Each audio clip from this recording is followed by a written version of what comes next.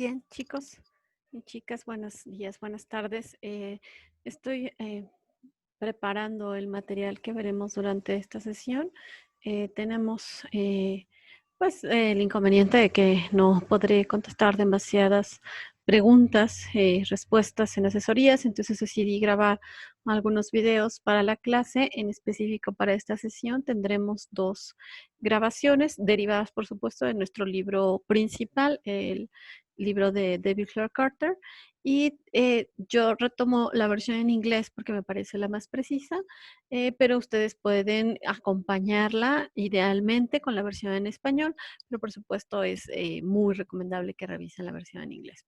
Entonces, la idea que les voy a presentar aquí es algo que ya hemos compartido en algunas ocasiones y está asociado a el diseño de investigación. Carter es muy claro. Nosotros podemos revisar en diferentes libros muchas versiones acerca de cómo se hace un diseño de investigación. Sin embargo, lo importante para él va a ser que nosotros tendríamos que tener un diseño muy asociado al análisis estadístico o el análisis de cualquier tipo. En este caso, por ejemplo, pues al tenerlo de manera muy clara antes de conducir el estudio, pues tendríamos la idea de que podemos testar ciertas hipótesis estadísticas derivadas del planteamiento y del diseño de investigación. De no ser así, entonces podría estar pasando que ustedes quisieran hacer un análisis estadístico muy sofisticado, pero que está asociado a un pobre diseño de investigación y finalmente a medidas que no pueden permitir testar sus hipótesis. Por ejemplo, ustedes dicen, bueno, a mí me hubiera gustado testar las diferencias o saber si existe diferencia entre los grupos que tienen un puntaje más alto y los grupos que tienen un puntaje más bajo. Pero el diseño de su investigación les permitió tener solamente personas que tuvieron un puntaje bajo. Entonces ahí vamos a tener un problema. Quizás el 80% está abajo y solamente el 20% está por arriba. Entonces, de repente no sabemos bien qué es lo que estamos testando o para qué querríamos hacer esa prueba estadística, ¿no? Entonces, esto probablemente tiene que ver con el diseño. Dice entonces, concordante con esto, elegimos la clasificación de los diseños de acuerdo al posible objetivo de la investigación y el tipo de análisis que debería conducirse a los datos derivados de ellos. Puede ser que otras personas tengan otra forma de presentar los modelos de investigación. Sin embargo, a mí el que presenta Clark Carter me parece muy claro y puede después de eso entenderse otras formas de presentar los modelos de investigación. Nos dice que tiene al menos pues estos 7 básicos. Entonces tenemos el primer diseño de investigación. Supongan que ustedes están haciendo la medición de una persona o de un grupo particular, ¿no? Simplemente lo que ustedes están tratando de hacer aquí, pues es, le voy a bajar tantito esta pantalla, que no sé si ustedes la están viendo, pero a mí me causa eh, es bastante complejo revisar todo, ¿no? Dice, medición de una variable individual o una singular que es tomada desde un grupo. Entonces decíamos, por ejemplo, supongan que estos son un IQ de un individuo que ustedes quieren medir. Tienen la prueba estadística, pero la prueba psicométrica, entonces ustedes tienen un puntaje y pues lo único que quieren saber es describirlo como está en la población, ¿no? Aquí está una pantalla de R donde pues lo único que tenemos es análisis descriptivos. Tenemos, por ejemplo, esta es una especie de distribución normal o acercada a la normal y pues sabemos que si tenemos a una persona que hemos testado y que tiene 100 de IQ, pues podríamos ubicarlo en esta curva normal, ¿no? También podría ser, nos dice un grupo. Claro, podríamos decir, este grupo de tercero A, pues tiene tales características y se encuentra en tal lugar en la curva. Esto, pues, por supuesto, se asemeja mucho a los datos que tenemos en el INEGI, que pues son de naturaleza descriptiva. Entonces tenemos esta grafiquita del modelo descriptivo. Hay una variable individual, recuerden, un individuo o un grupo, su objetivo simplemente es describir y podríamos tener asociado una prueba estadística como la prueba Z o el Z-test, ¿no? La idea del Z-test que nos va a decir si esta persona que tiene un puntaje de 100 en el IQ, pues en dónde se encuentra y si es diferente al resto de la población. Tenemos pues este segundo modelo que ya es un modelo más sofisticado y lo importante aquí sería que nosotros tenemos una variable dependiente y una variable independiente. Nuestra variable dependiente estaría de este lado, ¿no? Y tendríamos que decir pues esta variable dependiente es, por ejemplo, las habilidades de lectura, las habilidades de escritura, y vamos a ver si existen diferencias por una sola variable dependiente. La primera variable independiente podría ser sexo, hombres y mujeres. Podría ser una variable independiente de dos niveles, como solteras y casadas o solteros y casados, pero en general, ¿no? Solamente puede tener una variable independiente y esta puede tener solamente dos niveles. O fumar y no fumar, ¿no? Solamente es una variable independiente y que tiene dos niveles. Pueden ser hombres y mujeres, puede ser en el caso experimental, pues pre-tratamiento, post-tratamiento o post-intervención. Y tenemos aquí la estadística asociada. Variable independiente individual, pero que tiene dos niveles, el sexo, y una variable dependiente, la habilidad en escritura o lectoescritura. Y podríamos tener dos opciones, la estadística paramétrica y la no paramétrica. ¿Qué implica la estadística paramétrica? Que tenemos una distribución normal, ¿no? Tendríamos que probar antes de hacer el análisis estadístico. Ya tenemos el modelo, pero vamos a probar si realmente los datos tienen esta distribución. Los psicólogos trabajamos mucho con la idea de la distribución normal, pero conforme vayan avanzando se darán cuenta que hay otros tipos de distribución, la no paramétrica o la que no se asemeja a la distribución normal, pero también podríamos tener variables dependientes. Recuerden, esta es la variable dependiente, las habilidades de lectoescritura, medidas y que esa medida de una distribución normal. Pero podríamos tener algunas variables dependientes que fuera, por ejemplo, falló el test de lectoescritura, acertó el test de lectoescritura. Entonces ahí tenemos una variable dependiente que más bien es una distribución binomial y tendríamos otro tipo de análisis estadístico. Por ahora solamente tenemos estos cuya distribución es paramétrica o no paramétrica en términos de la distribución de la variable dependiente. Y entonces, si tiene esta distribución normal, tendríamos una T de students para muestras independientes, sexo, hombres y mujeres, para muestras relacionadas, por ejemplo, esposo y esposa, y otras formas que tendríamos de relacionar las muestras. En el caso que hemos visto, pues pretest, posttest. Fíjense cómo son dos variantes de la T de student. Una para muestras independientes y una para muestras relacionadas. El principio es muy similar, pero como lo vamos a ver, pues tiene algunas consideraciones dependiendo de cómo están nuestros modelos. Si nuestros modelos muestras están dentro de ese modelo relacionadas o son independientes.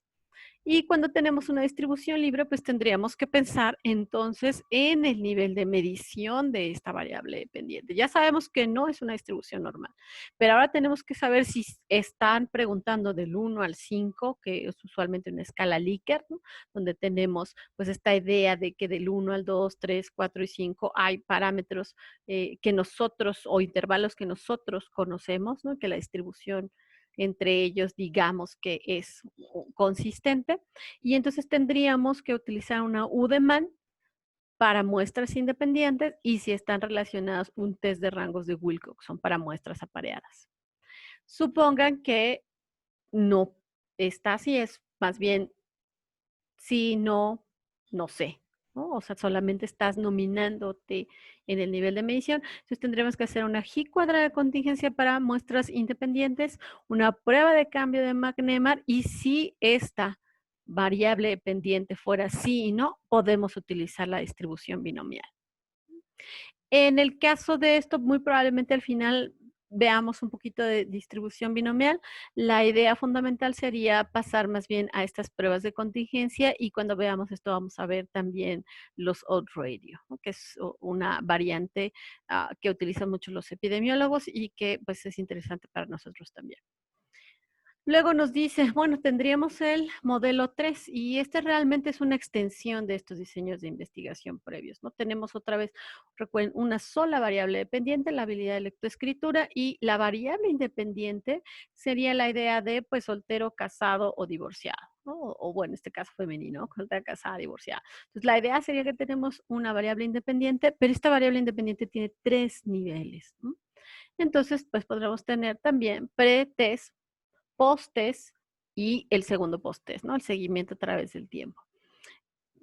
¿Qué tenemos aquí entonces? Bueno, pues entonces tenemos una sola variable independiente con más de 2 niveles y ya no podemos hacer test, ¿no? Podría haber la idea errónea de hacer múltiples test. Por ejemplo, yo digo, voy a comparar solteros con casados y luego solteros con divorciados y luego casados con divorciados y así, ¿no? Las múltiples comparaciones. Pero esto nos trae un problema grande. Recuerden que cada vez que hacemos una comparación, pues tenemos asociado cierto error, ¿no? Asociado a la significancia, y entonces estaríamos multiplicando nuestros errores. Entonces ya no hacemos T y más bien preferimos hacer ANOVAs, ¿no? En el caso de la ANOVA, pues entonces vamos a tener una ANOVA para una muestra, ¿no? Usualmente se le llama one way, ANOVA one way, para muestras independientes, ¿no? One way significa una vía, es decir, hay una variable independiente, ¿no? Podemos tener una ANOVA o un one way para muestras relacionadas. Podría ser que están midiendo a la persona cuando está soltera, cuando está casada y cuando está divorciada, ¿no? Es una forma de relacionar los grupos.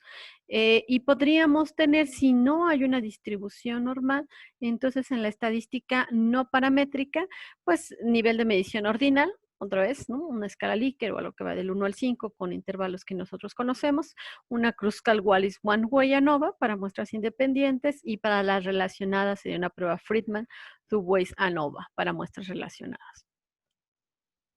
No estamos preguntando más bien por algo como nominal, sí, no, falló la prueba, acertó la prueba.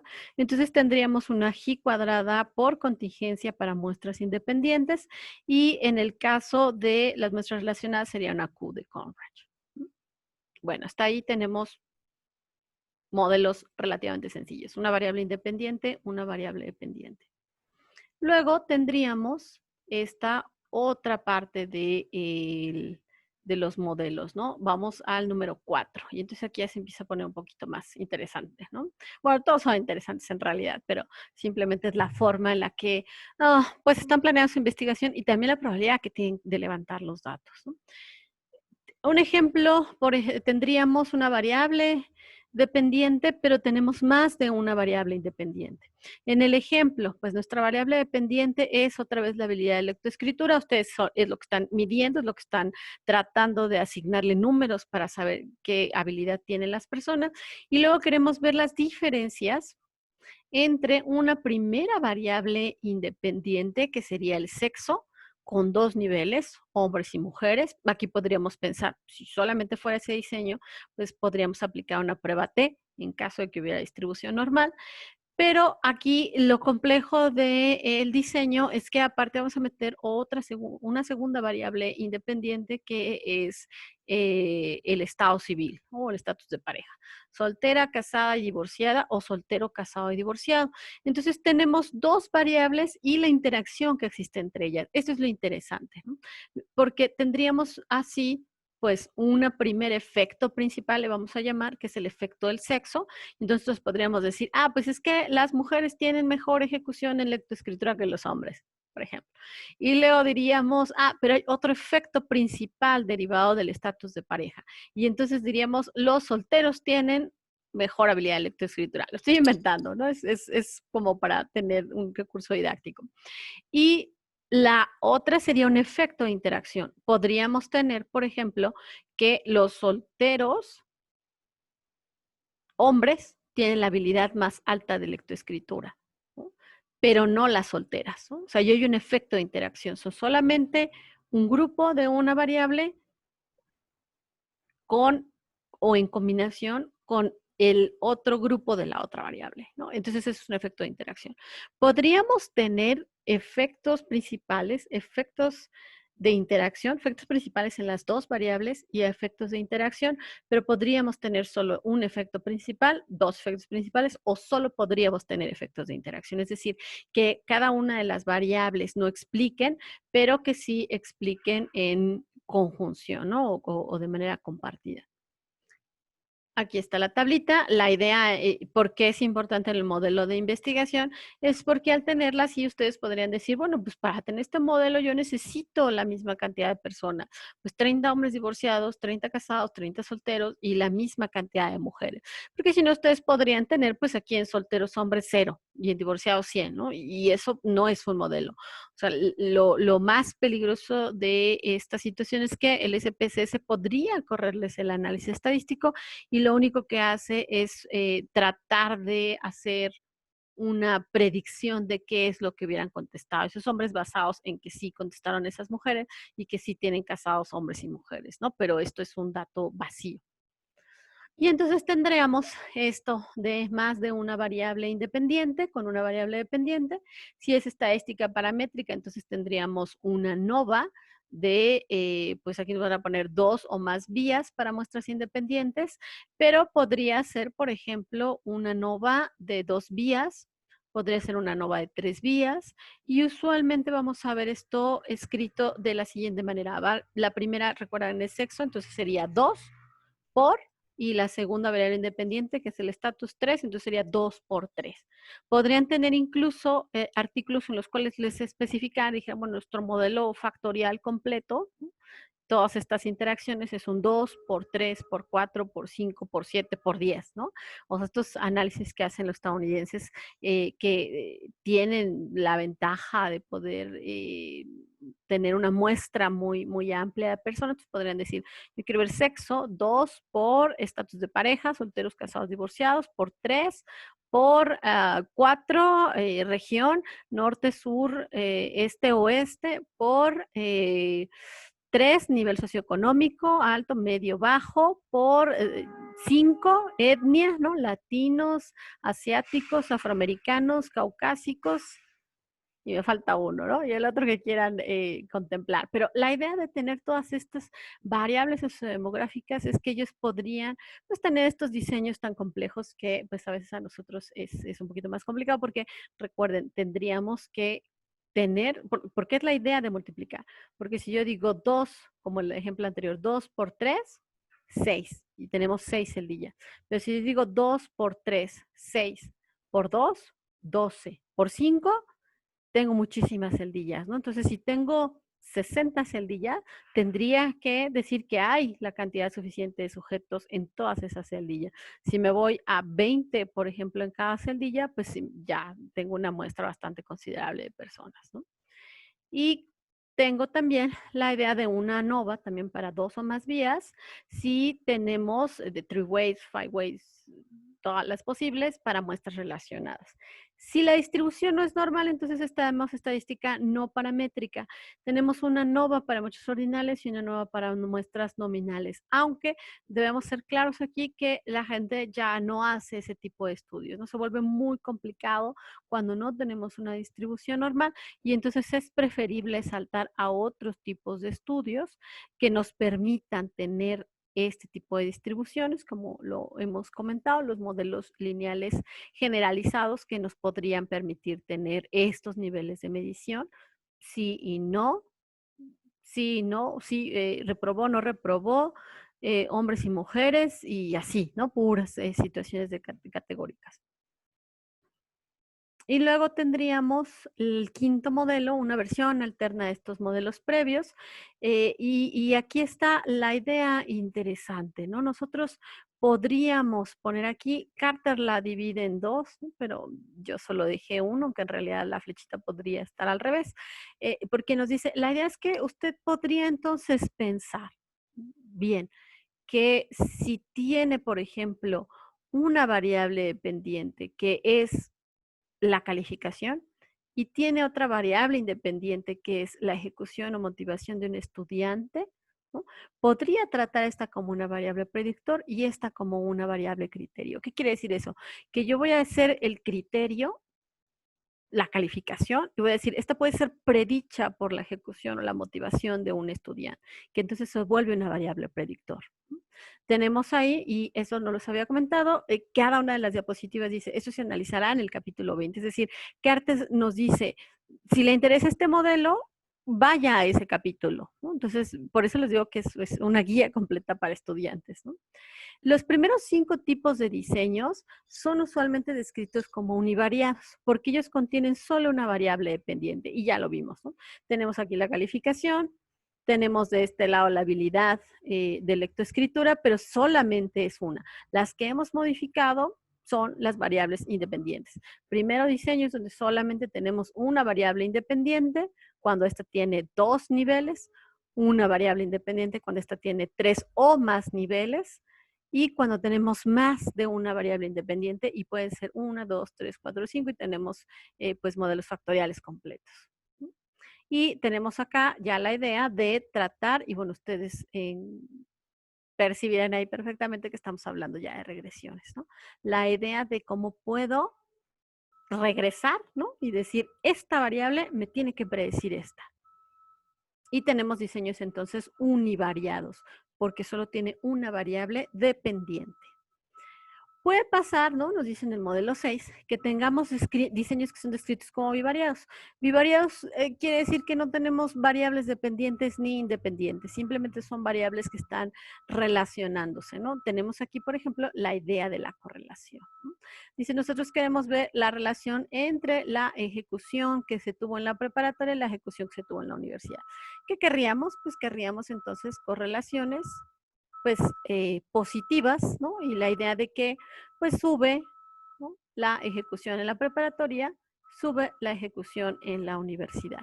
Baja la ejecución en preparatoria, baja la ejecución en la universidad, ¿no? O sea, que la gente que tiene alta ejecución en prepa, pues también la tenga alta en universidad, y la que tuvo baja en preparatoria también la va a tener baja en universidad.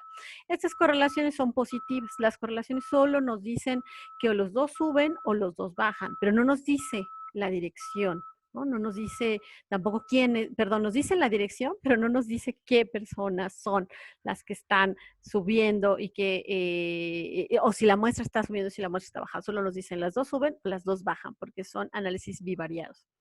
De este lado, podría ser una correlación negativa. La correlación negativa lo que nos dice es una sube y otra baja, una sube y otra baja. Por ejemplo, sube la felicidad, tiene que bajar la depresión, ¿no? Esa es una correlación negativa. Tampoco nos está diciendo, no sé si esto me di a entender bien, no nos está diciendo que la población sea feliz o esté deprimida. Lo que nos está diciendo es, entre más deprimidos están, menos felices. Entre más felices, menos deprimidos. Por eso no hay una variable dependiente, no hay una explicación, solamente hay una relación entre las variables. Y por supuesto que esto está íntimamente relacionado a la regresión.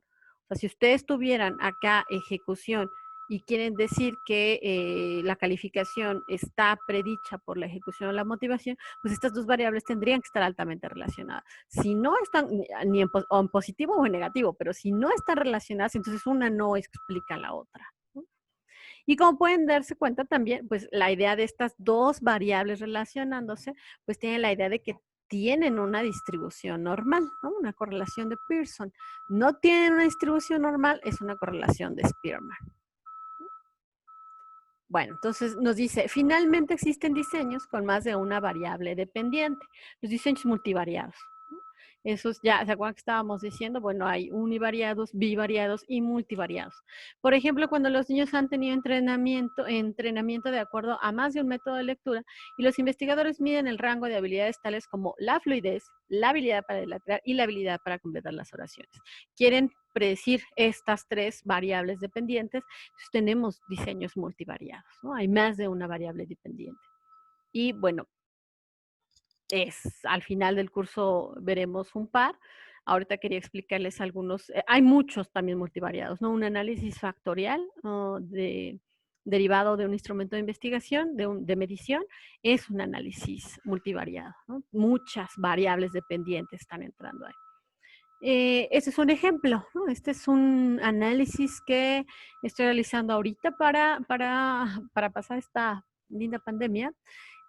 Y lo que está aquí es la idea de un análisis factorial confirmatorio, ¿no? Tenemos, por ejemplo, es un instrumento que se aplicó en el 2017 derivado del sismo, y es un modelo de un autor que se llama Drury, Y la idea que tiene Drury, un psicólogo de las masas, es que pues nosotros, derivado de una situación de emergencia, en este caso un sismo, pues tendríamos o tenderíamos a proveer apoyo social coordinado. ¿Qué significa el apoyo social coordinado? Que yo veo que alguien necesita ayuda derivado del sismo, ¿no? Veo el desastre, está una persona ahí y me acerco a ayudarla, a darle un apoyo social. Y este apoyo social es como fuimos todos y lo ayudamos, lo rescatamos, hicimos algo para que pudiera estar mejor, ¿no? Y entonces la idea evidente es que pues nosotros habla un poco de bandura, ¿no? La idea de, pues yo observo y entonces proveo ayuda, ¿no? Como una fuerte detonante. Y regresamos aquí al modelo que nos estaba diciendo Carter, ¿no? La idea de el apoyo social que se provee a la persona de manera coordinada, pues sería la variable a predecir, ¿no? La que vamos a tratar de explicar. Y entonces las variables que van a ser las predictoras, ¿no? Esta sería la criterio. Entonces, la predictora sería la variable observada, ¿no? Ahí tenemos una línea de regresión muy clara, ¿no? Pero no solamente tenemos a estas dos situaciones, sino que aparte tenemos otras variables que están ahí, ¿no? Si nosotros tomáramos en cuenta solo las tres que aparecen en la parte superior, el apoyo social observado predice el que voy a proveer, pero aquí está mediado, es un análisis de mediación, le llamamos, por la identificación social, ¿no? Entonces, ¿qué significa esto? Que si ustedes ven esta línea de la regresión, ¿no? Este es un coeficiente estandarizado, le vamos a llamar la línea C, el efecto directo. Entonces, aquí pues no está prediciendo nada, ¿no? Hasta hay una situación ahí negativa, pero no es significativa. Pero si nosotros pasamos un análisis de mediación, entonces nos diría, bueno, es que cuando observo me identifico socialmente, que esa es la tesis de los psicólogos de masas, ¿no? Hay una identificación social en términos de mi identidad social colectiva, no nacional, no de grupo, sino que se desata en medio de esa situación. Pasa por esa identificación social y entonces tiene la línea B, identificación social. ¿Qué tanto implica que haya un apoyo social coordinado? Y ahí hay una cosa muy interesante, porque si bien observarlo no predice, el provee el apoyo, sí la identificación social, y más aún observar a alguien desata la identificación social, ¿no? Entonces ahí tenemos un análisis de mediación. ¿Por qué son multivariados? Porque tenemos todas estas que están entrando a predecirse, ¿no? Están entrando, la de mediación, pues en algún momento fue una variable criterio que fue predicha por este de acá, pero luego se volvió una variable que va a ser el predictor, ¿no? Y entonces se va a pegar en la variable criterio de este lado, ¿no? Este modelo tiene otras cosas, porque lo interesante de estos modelos ya multivariados que se realizan en psicología sobre todo, es la idea de que aquí adentro hay un modelo de medición, ¿no? Aquí yo estoy diciendo, ¿qué entiendo por identificación social? Los reactivos dicen cosas como, en ese momento sentí que éramos uno mismo contra el destino, ¿no? Sentí que todos podríamos ser víctimas de este desastre, ¿no? Me sentí en unidad con otros.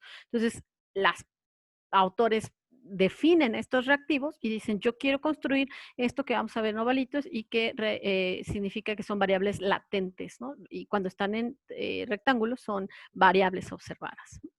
Y bueno, aquí está diciendo qué es lo que pasaría si proveer apoyo pasa por la eficacia colectiva y si pasa por el apoyo esperado, ¿no? Y aquí abajo, eso ya no se los puse, pero el programa, el paquete estadístico le saca las cantidad de varianzas explicadas por la línea A y B, la línea C sola, la D y la E, la F y la G. Este modelo explica cuando se toma en cuenta todo sin el efecto directo, ¿no? La línea C, todos los demás, ¿no? Estos análisis los realicé en R, pero hay otros programas que lo hacen, incluyendo SPSS en su versión EIMOS, ¿no? Que es más sencilla, pero eh, se entiende, se puede jugar menos con los datos, ¿no? Es el modelo completo para que vean cómo aquí, bueno, yo los acomodé. Este no es la hipótesis original del autor, ¿no? La hipótesis original del autor es estas dos se predicen. De hecho, en el artículo que ellos publicaron, derivado del sismo del 2010 en Chile, sí existe esta relación directa entre observar y proveer apoyo. En nuestro país ¿no? Parece que observamos y no vamos a apoyar, sino que primero tenemos que pasar por la identificación social, por sentir que tengo eficacia como colectivo para ayudarnos entre nosotros y finalmente también esperar el apoyo. Apoyo esperado es yo voy a proveer apoyo porque siento que si yo lo necesitara, alguien me lo estaría proveyendo, ¿no? Parece ser como una cosa más sofisticada que la simple observación. Y este sí es el modelo original de los autores y encontramos cosas muy similares, algunas son un poquito más fuertes las explicaciones, como les había dicho, en nuestro caso, que tienen que ver con identidad social, lo cual me gusta bastante porque creo que nosotros podríamos, les comentaba la clase pasada, pues la idea de pensar que como cultura mexicana tendemos a ver más esta identificación social para desatar a lo que nosotros le llamamos solidaridad, ¿no? Es importante porque el autor Drury es inglés, él no tienen tan desarrollado este concepto, pero en comunidades latinoamericanas sí la tenemos, ¿no? La idea de ser solidarios y esta solidaridad se desprende evidentemente de que nos identifiquemos socialmente con otros individuos como nosotros, ¿no? Y entonces tenemos aquí este modelo que efectivamente es multivariado y aquí nosotros le vamos a llamar este multivariado pues una ecuación estructural, ¿no? Es los famosos SEM, Structural Equation Model.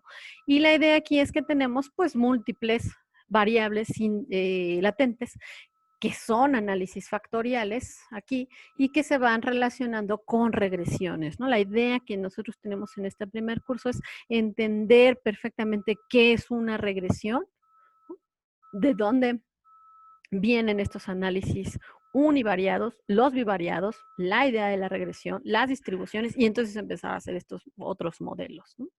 Aquí simplemente nos está diciendo, bueno, exposición al desastre, recuerden, esta es una variable observada, y qué tanto predice, las líneas punteadas no son significativas, no predice estas cosas, estas proveer apoyo emocional y coordinado, pues solamente se van a explicar, por ejemplo, el emocional, cuando yo sí observo apoyo emocional, un poco menos para la identificación social y negativamente con observar el apoyo social coordinado. Proveer apoyo social coordinado no está predicho por lo emocional, sí por la identificación social, ¿se acuerdan del modelo que hicimos allá? ¿No? Solo que acá pusimos de este lado observar y entonces pusimos identificación social como un mediador y allí es donde se explicaba, ¿no? Porque si se fijan aquí en este modelo original, pues solo la identificación social es la que está explicando un poco, ¿no? Bueno. Luego, pues también, este es un artículo que sí ya salió, ahí está la referencia, y entonces en este es una situación muy similar, pero este modelo es más sencillo. ¿No? También es una situación de un SEM, aquí está la variable latente, ¿no? Y tenemos aquí los reactivos, no sé si ya es una análisis factorial confirmatorio. ¿No? A diferencia del exploratorio, yo le confirmo que son esos reactivos los que tienen que ser esa dimensión y el error asociado. ¿no? Entonces, como ustedes pueden ver, por eso nos dice, bueno, en el caso del análisis factorial confirmatorio y el exploratorio también, pues no tenemos variables dependientes e independientes porque son muchas variables, o sea, cada uno de los reactivos que están entrando al análisis para que nosotros podamos decir que tenemos un apego evitante, uno ansioso o uno seguro. La vigilancia electrónica interpersonal es que tanto yo vigilo las redes sociales de mi pareja para enterarme de qué está haciendo y el Facebook, que esa es una escala de buscar, pero en Facebook específicamente, ¿no? ¿Cómo se relacionan estas dos? Pues muy alta. ¿Cómo predice el apego evitante a la vigilancia? Pues no es significativo. Sí el ansioso, ¿no? Ser una persona ansiosa, pues predice la vigilancia y predice también la vigilancia específica en Facebook.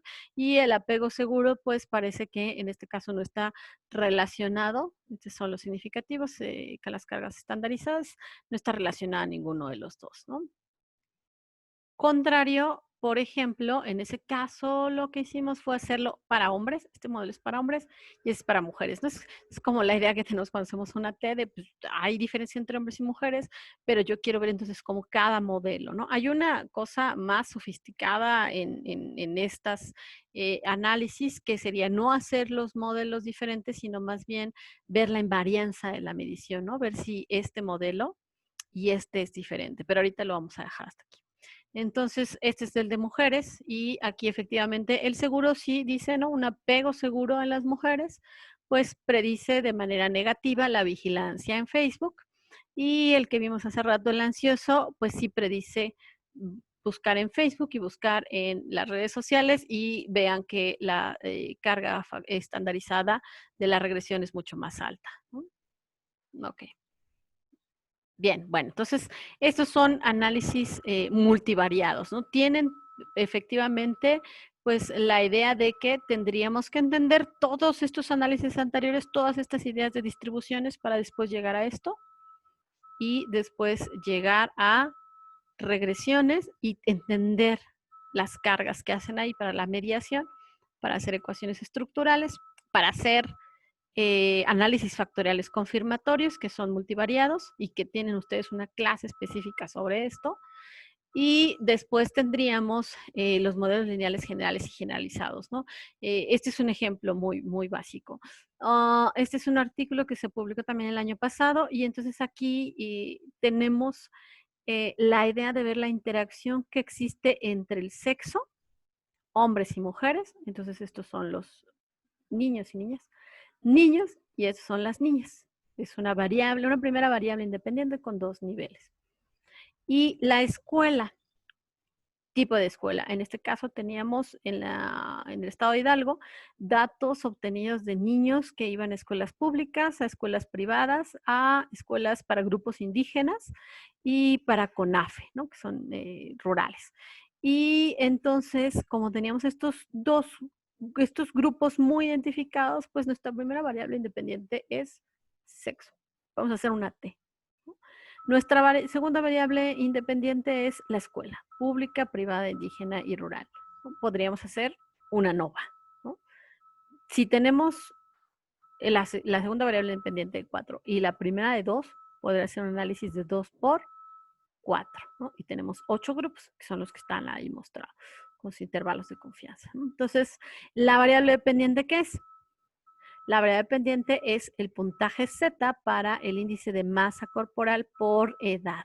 Porque en el caso de los niños y las niñas, se tiene que convertir a puntaje Z porque no es como en los adultos. O sea, nosotros podríamos pues, calcular nuestro índice de masa corporal, decir estoy en 21, estoy en 22, 23, 25, etcétera. En el caso de los niños, pues tiene que ver con su altura, tiene que ver con su edad, tiene que ver con que los 5 años están así, 6, 7, entonces tiene que haber un índice de masa corporal derivado de la edad de los niños. Entonces se calcula esto por años y se convierte a puntaje Z. Recuerden, lo vamos a ver con la prueba Z, pero un puntaje Z tiene una media en 0 y una desviación estándar en 1, ¿no? Entonces, si se ven acá el puntaje Z, pues tendríamos acá los... se me está acabando la pila, ¿no? Confié demasiado en que me iba a durar la pila todo este tiempo.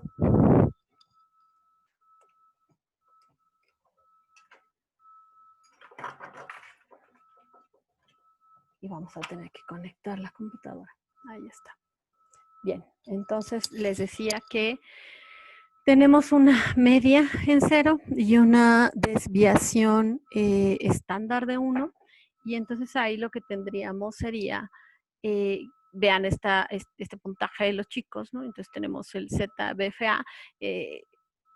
R tiene un macro, o más bien la Organización Mundial de la Salud tiene un macro para bajar los instructivos, correrlos en R y que te transforme de manera inmediata el puntaje de Z de todos los niños que estés metiendo. Si le metes la edad, el peso, el sexo y la estatura, ¿no? Entonces te da el puntaje Z para ese niño de esa edad. O sea, que aunque tenemos niños de diversas edades, cada uno tiene calculado su puntaje Z.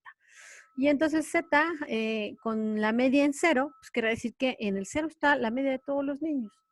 Todos los que estén por abajo, pues están abajo de 0.5 de desviación de su grupo. Vemos aquí que son los niños de grupos indígenas, ¿no? Los que están abajo de ese cero. Y los niños de rural, pues por ahí anda la media casi en cero, ¿no? Y los niños que están en escuelas públicas y privadas, pues están muy arriba, ¿no? Vemos del otro lado las niñas, y entonces en el caso de las niñas, pues lo que tenemos es en el puntaje de cero, que sería aquí, pues están las niñas de pública, y las niñas de grupo indígena y de rural están por debajo del puntaje Z. Las únicas que están mucho más arriba son las niñas de escuelas privadas, y son las niñas que están mucho más alta de todos los grupos, incluyendo todos los grupos de los niños y los niños de escuelas privadas. Si estuviéramos haciendo una nova, ¿no? Porque ya pensamos esta nova de dos vías, diríamos, pues probablemente hay un efecto de la primera variable, un efecto principal. Las niñas en general parecen estar más altas que los niños porque las otras niñas las jalarían, ¿no? Pero podríamos decir, quizás no, quizás al promediarse, pues todas las niñas se verían como en uno normal, porque las dos niñas de grupos indígenas y rurales están bajando mucho la media, ¿no? Entonces, quizás no haya efecto por sexo. Luego vamos a ver públicas, privadas, indígenas y rurales. Y dices, bueno, probablemente sí, porque los dos grupos indígenas van a ser mucho más bajos que en comparación con las niñas y niños de escuelas privadas. Y la interacción es clara. Las niñas que tienen un índice o un puntaje Z para su Body Mass Index for Age es mucho más alto para las niñas que para los otros grupos. Tenemos ahí una nova, ¿no? Pero podríamos hacer una nova combinado con una regresión, ¿no? Entonces, recuerden que las regresiones que hemos visto, ¿no? La de la habilidad en la preparatoria o la habilidad de lectoescritura predicha por la motivación, pues implica que los dos están en un continuo, y que en algún momento, si el 5, si se sube en la lectoescritura unos 3, 4, 5, pues también en la motivación unos 3, 4, 5, y se van a juntar en esta línea de regresión, ¿no? Pero puede ser que nosotros combinemos una nova con una regresión, y entonces la regresión aquí va a ser el puntaje del índice de masa corporal, y se van a ser los 4 grupos para ver esa línea de regresión. En este caso, muy rápido se lo explico, lo que hice fue ver para los niños y para las niñas, la de abajo, pues cómo se ajustaba esta línea de regresión más fácil para el índice de masa corporal de la madre y el del niño, el índice de masa corporal de la madre y el de la niña, y aquí hicimos algo que se llama ANCOVA, ¿no? O sea, se metieron las grupos de la NOVA, pero como un análisis, digamos así, como paralelo, ¿no? Como los 4 grupos en estas líneas de regresión, y lo que se busca, si ustedes se pueden fijar, ver, es que pues a mayor, ¿no? Tendrá que ser una línea así, a mayor índice de masa corporal de la madre, pues mayor puntaje Z del niño. En el caso de los niños, vean cómo todo está disperso. El caso de las niñas que está abajo ajusta mejor, ¿no? Y en el caso de las niñas de privada, vean cómo está hacia arriba, ¿no? O sea, es una línea que las niñas están arriba del puntaje 0, y las de otros grupos no, entonces tienden a estar más abajo, y va subiendo también el de la madre, ¿no? Es como una idea de predecir el índice de masa corporal de las niñas en base al de las madres, no el de las madres. Bueno, entonces, pues es una primera idea, ¿no? Era la manera más sencilla que teníamos de mostrar estos análisis, y bueno, lo hicimos así. Pero podrían haber muchas otras opciones, ¿no? La idea más bien que tenemos aquí con Clark Carter, bueno, pues es la posibilidad que tenemos de empezar a transitar por estudios muy de tipo descriptivo, y ir prosiguiendo con las pruebas, ¿no? Hasta ir a situaciones mucho más complejas. Estos que están acá, ese tipo de análisis no son tan comunes en nuestra profesión, ¿no? Estos estuve trabajando con unos nutriólogos, y bueno, por eso se derivaron esos datos, pero no es algo que tanto hagamos nosotros, ¿no? Como para ver mediciones antropométricas, ¿no? Finalmente son mediciones antropométricas y ver, aunque es muy interesante, por supuesto, ¿no? Pero nosotros tendríamos que estar pensando en una situación más como esta, ¿no? La variable latente, que es lo que pasa en la psicología, y simplemente recuerden que este tipo de análisis son como la combinación entre los ANOVAs y las test y demás a la regresión, ¿no? Lo vamos a ver con calma. Y estos que están acá son la combinación del análisis factorial con las regresiones. Y las que sí vamos a hacer nosotros, evidentemente, son nuestras regresiones, ¿no? Esas sí las tenemos que hacer y probablemente podríamos hacer un análisis de mediación porque no es difícil, ¿no? Calcular A, B y C no lo es. Lo que es complicado es el análisis factorial confirmatorio, ¿no? Ese sí, pues por eso tienen una clase solamente de este, ¿no? Bueno, pues entonces les voy a subir este video para que lo chequen, para que visualicen todas estas y bueno, tengan estos cuadritos que en Clark Carter vienen perfectamente, los pueden pegar, imprimir o lo que sea y tenerlos ahí para recordarlos, no necesario que los memoricen, pero sí que los tengan a la mano. Y hoy tengo algunas cosas que hacer de otras situaciones y entonces entre el viernes y el sábado les haría otro video con una ejemplificación que hace muy bien Carter de cuando tenemos algunos problemas, empezamos a problematizar algunas situaciones y entonces empezamos a visualizar varios modelos de investigación. Y el viernes también les subo un video, no mío, porque creo que hay mucha gente que explica de mucho mejor manera, bueno, igual que Cart lo explica mejor que yo, pero que explica mucho mejor la probabilidad. Entonces, les voy a dejar que vean un video de probabilidad y empiecen ustedes a sacar también de las lecturas las dudas para ver de qué se trata esto, ¿no? Bueno, pues entonces nos vemos el sábado, el viernes, el sábado y también el lunes. En la Moodle viene un calendario de este lado, lo pueden exportar, lo pueden visualizar y en cada uno de los lunes que nos vamos a ver aparece ya el link para entrar a Zoom. Los chicos de las 10 de la mañana nos vemos en 10 en punto, los chicos de las 4 nos vemos 15 minutos antes porque ya estuve explorando el Zoom de Quaed, la cuenta que tiene la UNAM para los profesores y parece ser que por situaciones de seguridad están pidiendo que entren a sala de espera. Ya había encontrado en Zoom donde podían entrar sin que yo les dijera aceptar, pero lo ha deshabilitado la UNAM en términos de que pudieran estar entrando personas no deseables a las reuniones, a grabar y demás, y entonces por protección de todos, pues la UNAM nos está pidiendo que pasemos lista, ¿no? Que veamos quiénes están accediendo y quiénes no. Entonces, vamos a tomar un tiempecito para hacer eso antes de la sesión, ¿no? Bueno, entonces nos vemos en la semana. Gracias.